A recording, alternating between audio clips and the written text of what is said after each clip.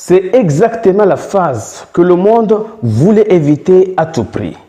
Les banques commencent à évacuer du Moyen-Orient et certains centres financiers ferment déjà leurs portes.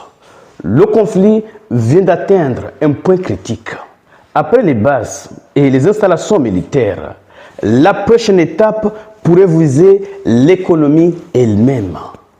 L'alerte a été donnée et les premières frappes ont commencé.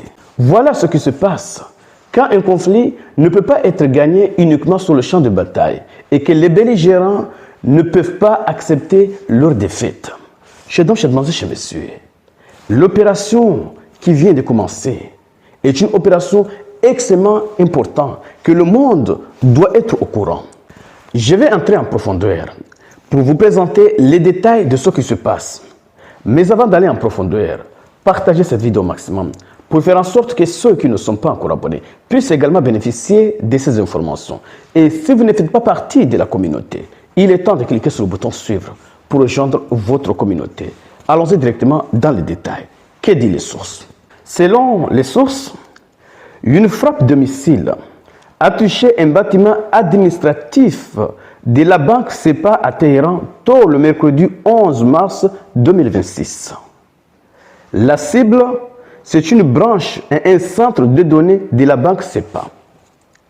Le bilan, les médias iraniens rapportent que plusieurs employés ont été envoyés au repos éternel.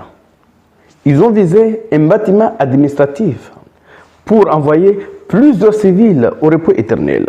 Et l'impact technique de cette frappe a engendré des interruptions majeures des services bancaires en ligne et des distributeurs automatiques ont été signalés pour la banque SEPA et la banque Melli.